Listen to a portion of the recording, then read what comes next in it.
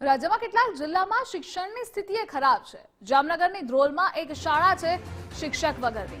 ધ્રોલની વાડી શાળા નંબર 2 માં કોઈ કાયમી શિક્ષક નથી। શું આખરે આ રીતે ગુજરાત બનશે? 58 વિદ્યાર્થીઓનું ભવિષ્ય એ રામ ભરોસે ચાલી રહ્યું છે।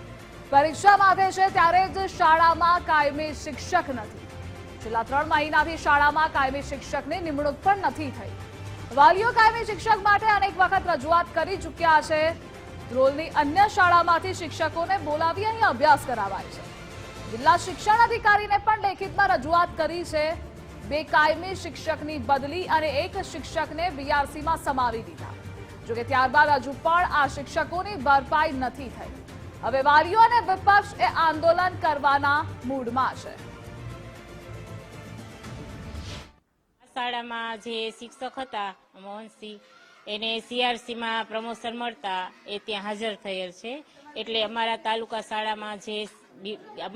શાળાની બીટમાં જે શિક્ષકો હોય એમાંથી સંચાલન માટે અમારે આવવાનું હોય છે અને આજે મારો વારો હતો એટલે હું આવી છું।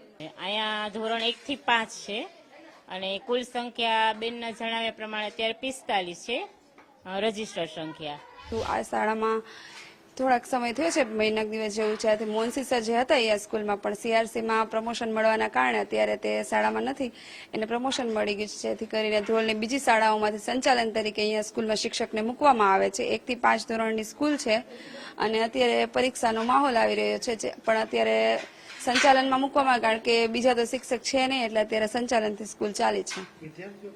વિદ્યાર્થીઓ રજીસ્ટર હિસાબે તો આપણે 45 કહીશું। અહીંયા 58 જેટલા છોકરાઓની સંખ્યા છે।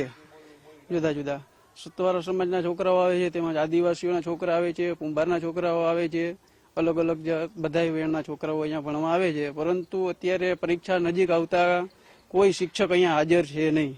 અત્યારે હાલ પોઝિશનમાં કોઈ અલગ અલગ શિક્ષકો અહીંયા આવે છે, જેઓ એક દિવસ આ સ્કૂલના શિક્ષકો કે બીજા સ્કૂલના મૂકે, કોઈ કાયમી શિક્ષકની નિમણૂક છે નહીં અત્યારે। તો પરીક્ષા માથે આવી રહી છે તો અલગ અલગ બધા ભણતર ભણાવે છે છોકરાઓને। એની અંદર 56 બાળકો અભ્યાસ કરે છે। આ સ્કૂલની અંદર આજે એક પણ શિક્ષક નથી। કોંગ્રેસ પક્ષ દ્વારા 2 વખત અલગ અલગ રજૂઆત કરવામાં આવી। સ્વાભાવિક છે કે કદાચ સરકારને એમને ધ્યાન ન હોય તો એ સમજ્યા, પરંતુ જ્યારે કોંગ્રેસ પક્ષ દ્વારા ધ્યાન દોરવામાં આવ્યું કે આટલા બધા બાળકોની અંદર અભ્યાસની અંદર તકલીફ પડે છે અભ્યાસ કરવાની અંદર, છતાં પણ નફ્ફટ તંત્ર અને શિક્ષણ અધિકારીની લુચ્ચાઈ આ બધાના ભોગ નાના નાના બાળકો બની રહ્યા છે અને સરકારને કોઈ પણ પ્રકારના વહીવટ અને એમાં આર્થિક કઈ રીતના પબ્લિકને માર પાડવો એમાં જ ખાલી ધ્યાન છે।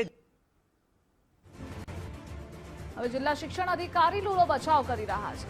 ધ્રોલિયા શાળાની સ્થિતિને લઈ જિલ્લા શિક્ષણ અધિકારીનું નિવેદન। આમાં વિદ્યાર્થીઓના ભણતરમાં કોઈ અસર નથી પડી। પરીક્ષા સુધી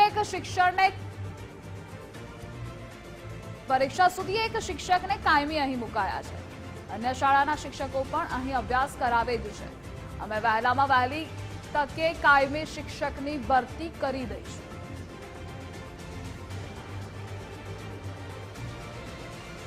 ધ્રોલ વાડી શાળા 2 માંથી કેટલાક સમાજના આગેવાનો તરફથી એવી રજૂઆત મળેલી કે ત્યાં રેગ્યુલર શિક્ષક નથી, એટલે છેલ્લે લગભગ ઓલરેડી 2 શિક્ષકો ત્યાં હતા, જેમાંથી એક શિક્ષકની ત્યાં બદલી થતા અને અન્ય શિક્ષક જે છે એને સીઆરસીમાં પ્રતિનિયુક્તિ થતા એ જગ્યા ખાલી પડતા ત્યાં શિક્ષક ન હોવાને કારણે અમારે જે વહીવટી પ્રક્રિયાના ભાગરૂપે ઠરાવની જોગવાઈ પ્રમાણે એ જ ક્લસ્ટરમાંથી અન્ય એક રિલીવર શિક્ષકને ત્યાં આપણે મૂકવામાં આવેલા છે અને એ શિક્ષક જે છે એ રેગ્યુલરલી ત્યાં જાય છે અને વિદ્યાર્થીઓને અધ્યાપન કાર્ય કરાવે છે।